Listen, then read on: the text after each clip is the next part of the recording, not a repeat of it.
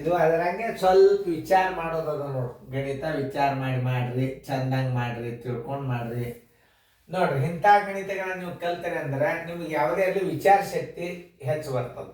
ಸಮಯದ ಲೆಕ್ಕಗಳಂತಾರೆ ಇವಕ್ಕೆಲ್ಲ. ಸಮಯ ಹೆಂಗೆ ಕಂಡುಹಿಡಿಬೇಕು ನೋಡ್ರಿ.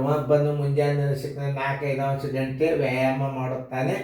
ಒಂದು ವಾರದಲ್ಲಿ ವ್ಯಾಯಾಮಕ್ಕಾಗಿ ಅವನು ಬಳಸಿದ ಒಟ್ಟು ಕಾಲ ಎಷ್ಟು? ಅದೇ ಮಾದರಿ ಬಂದದಿಲ್ಲ. ಸ್ವಲ್ಪ ಇದು ಚೇಂಜ್. ಇದು ಶಾಲೆ ಬಿಟ್ಟ ಸಮಯ ಬರಬೇಕಾದ್ರೆ ಏನು ಮಾಡಬೇಕು? ಪಿರಿಯಡ್ಗಳ ಅವಧಿ ಪ್ರಾರಂಭದ ಸಮಯದೊಳಗೆ, ಶಾಲೆ ಪ್ರಾರಂಭದ ಸಮಯದೊಳಗೆ ಒಟ್ಟು ಪಿರಿಯಡ್ಗಳ ಅವಧಿ ಮತ್ತು ವಿಶ್ರಾಂತಿ ಅವಧಿ ಕೂಡಿಸ್ಬಿಟ್ರೆ ಶಾಲೆ ಬಿಟ್ಟ ಸಮಯ ಬರ್ತದೆ. ಎಷ್ಟು ತಿಳಿಸಿ ಹೇಳೋದು ಯಾರು ಮಾಡ್ತೀರಿ ಮಾಡಿ. ವಿಡಿಯೋ ಆನ್ ಮಾಡಿ. ಒಬ್ಬನು ಮುಂಜಾನೆ ನಸುಕಿನಲ್ಲಿ 4-5 ಗಂಟೆ ವ್ಯಾಯಾಮ ಮಾಡುತ್ತಾನೆ. ಒಂದು ವಾರದಲ್ಲಿ ವ್ಯಾಯಾಮಕ್ಕಾಗಿ ಅವನು ಬಳಸಿದ ಒಟ್ಟು ಕಾಲ ಎಷ್ಟು? ಒಂದು ದಿನಕ್ಕೆ ಬರೋಬ್ಬರಿ ಎಷ್ಟು? 4-5 ಗಂಟೆ. ಇದು ನಿಮಿಷನಾಗೂ ಮಾಡ್ಬೋದು. ಆಮೇಲೆ ಒಂದು ವಾರ ಅಂದ್ರೆ ಏನು? 7 ದಿನಕ್ಕೆ ಬರೋಬ್ಬರಿ ಎಷ್ಟು ಗಂಟೆ? 7 ಗುಂಡ್ಲೆ 4 ಸರಾಸ್ ಬಾಗಿಲೆ 5 ಬರೋಬ್ಬರಿ 7 4 28 ಸರಾಸ್ ಬಾಗಿಲೆ 5 5 5 25 3 ಉಳಿತು 3 ಗಂಟೆ ಬರೋಬ್ಬರಿ 5.3 ಗಂಟೆಗಳು. ಅವಾಗ ಇನ್ನೊಂದು ಇದನ್ನು ನಿಮಿಷದಾಗ ಹೆಂಗೆ ಬರಿಬೇಕನ್ನೋ ತೋರಿಸ್ತೀನಿ. ಆಯ್ತು ಸರ್, 5 ಗಂಟೆ ಅಂತ ಬರೀರಿ. 3/5 ಅಂದ್ರೆ ಎಷ್ಟು ನಿಮಿಷ ಅನ್ನೋದು ತಕ್ಕೊಳ್ಳೋದು.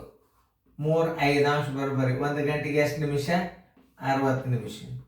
ನೋಡಿ, 5 ಒಂದಲೇ 5 12 12 3 36 ನಿಮಿಷ. ಅಂದರೆ ಎಷ್ಟಾಯ್ತು? 5 ಗಂಟೆ 36 ನಿಮಿಷಗಳು. ನಿಮಗೆ ನಾಲೆಜ್ ಅರಿಬೇಕಾದ್ರೆ ನೋಡಿ, ಇದು ಇಟ್ಟು ಯಾಕಂದ್ರೆ ಗಂಟೆ ನಿಮಿಷದಾಗ ಹೆಂಗೆ ಮಾಡೋದು ಅನ್ನೋದು ಅದು ನಿಮಗೆ ಕಾಣಿಸ್ತದೆ.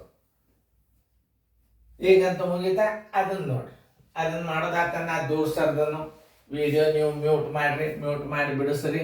ನಾ ತಿಳಿಸ್ತೀನಿ ನೋಡಿ. ಒಂದು ಶಾಲೆ ಮುಂಜಾನೆ 8 ಗಂಟೆಗೆ ಪ್ರಾರಂಭವಾಗುತ್ತದೆ. ಶಾಲೆ ಒಂದು ಪಿರಿಯಡ್ 40 ನಿಮಿಷದಂತೆ 9 ಪಿರಿಯಡ್ಗಳು ನಡೆದವು. ಉಪಹಾರಕ್ಕಾಗಿ ಮಧ್ಯಂತರ ವಿಶ್ರಾಂತಿ 25 ನಿಮಿಷವಿದ್ದರೆ ಶಾಲೆ ಮುಕ್ತಾಯದ ಸಮಯ ಎಷ್ಟು? ಮೊದಲ ಪಿರಿಯಡ್ಗಳ ಅವಧಿ ತಗೋಬೇಕು. ಒಂದು ಪಿರಿಯಡಕ್ಕೆ ಎಷ್ಟು? 40 ನಿಮಿಷ. 9 ಪಿರಿಯಡಕ್ಕೆ ಎಷ್ಟು? 360 ನಿಮಿಷ. ಅಂದರೆ 360 ನಿಮಿಷ ಬರೋಬ್ಬರಿ 360 ನಿಮಿಷ ಬರೋಬ್ಬರಿ ಎಷ್ಟು ಗಂಟೆ ಅನ್ನೋದು ಹೇಳ್ರಿ ನೋಡು. ನಿಮಿಷಗಳು ಬರೋಬ್ಬರಿ 360ಕ್ಕೆ 60ರಲ್ಲೇ ಬಾಕ್ಸರ್ ನೋಡ್ರಿ. 60 6 360 ನಿಮಿಷಗಳು 5 ಅಂದ್ರೆ 6 ಗಂಟೆ ಏನು ಪಿರಿಯಡ್ ನಡೆದು. ವಿಶ್ರಾಂತಿ ಎಷ್ಟದ ನೋಡ್ರಿ. ಒಟ್ಟು ಅಲ್ಲಿ ಶಾಲೆಯಲ್ಲಿದ್ದ ಸಮಯ ತಗೋಬೇಕು. ಶಾಲೆಯಲ್ಲಿದ್ದ ಸಮಯ ಬರೋಬ್ಬರಿ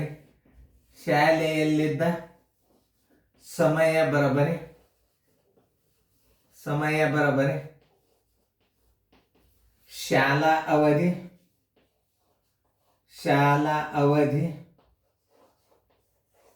ಪ್ಲಸ್ ವಿಶ್ರಾಂತಿ ಸಮಯ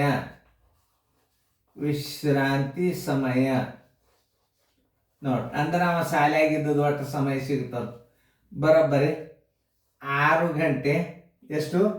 25 ನಿಮಿಷ. ವಿಶ್ರಾಂತಿ ಸಮಯ ಡೈರೆಕ್ಟ್ ಹಚ್ಕೋಬಹುದು. 25 ನಿಮಿಷ ಆಯ್ತಿಲ್ಲ ನೋಡಿ.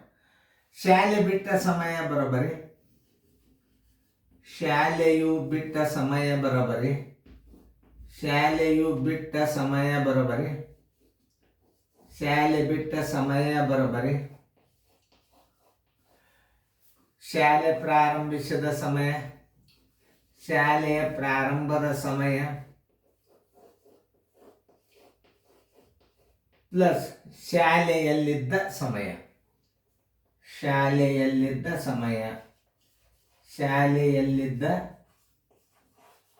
ಒಟ್ಟು ಸಮಯ.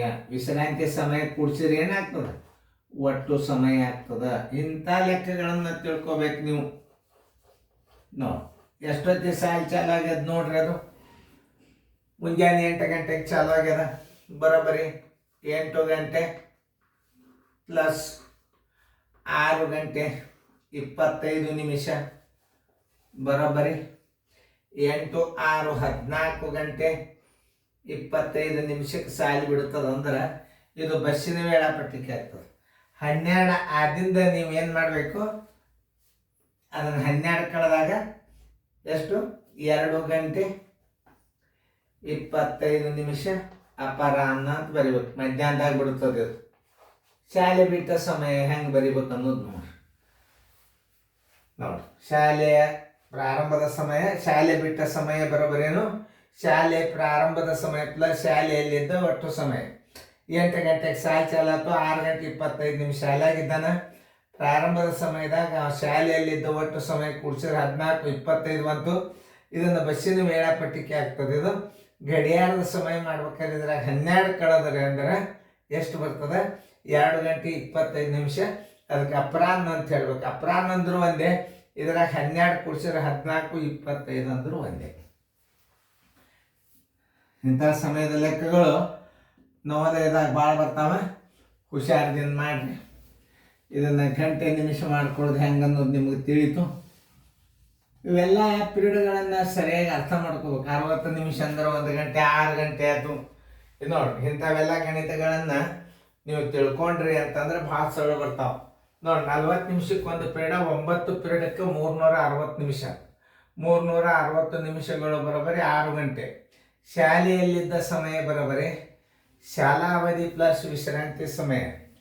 ಶಾಲೆಯ ಒಳಗೆ ಇದ್ದದ್ದು 6 ಗಂಟೆ, ಮ್ಯಾಲೆ 25 ನಿಮಿಷ ಅದರ ಕೂಡ್ಸೊಂಡ್ಬಿಟ್ರೆ ಡೈರೆಕ್ಟ್ ಬಂದುಬಿಡ್ತದೆ 6 ಗಂಟೆ 25 ನಿಮಿಷ.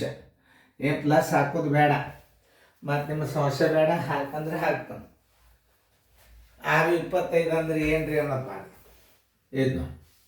ಇದು 6 ಗಂಟೆ ಶಾಲೆ ಒಳಗಿದ್ದದ್ದು, 6 ಗಂಟೆ ಶಾಲೆ ಒಳಗಿದ್ದದ್ದು ಪ್ಲಸ್ 25 ನಿಮಿಷ ವಿಶ್ರಾಂತಿ ಬರೋಬ್ಬರಿ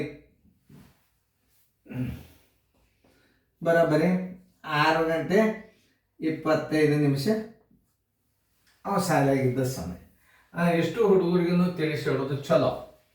6 ಗಂಟೆ 25 ನಿಮಿಷ ಕೂಡಿಸಿದ್ರೆ 6 ಗಂಟೆ ಶಾಲೆ ಒಳಗಿದ್ದ ಅವಧಿದು, 25 ನಿಮಿಷ ವಿಶ್ರಾಂತಿ, 6 ಗಂಟೆ 25 ನಿಮಿಷ. ಶಾಲೆ ಬಿಟ್ಟ ಸಮಯ ಬರೋಬರಿ ಶಾಲೆಯು ಪ್ರಾರಂಭದ ಸಮಯ ಪ್ಲಸ್ ಶಾಲೆಯಲ್ಲಿದ್ದ ಒಟ್ಟು ಸಮಯ ಅಂದ್ರೆ ವಿಶ್ರಾಂತಿ ಸಮಯ ಮತ್ತು ಶಾಲೆಯಲ್ಲಿದ್ದ ಅವಧಿ ಎರಡು ಕೂಡಿಸಿದ್ರೆ ಒಟ್ಟು ಸಮಯ ಆಗ್ತದೆ. ಅಂದ್ರೆ 6 ಗಂಟೆ 25 ನಿಮಿಷ.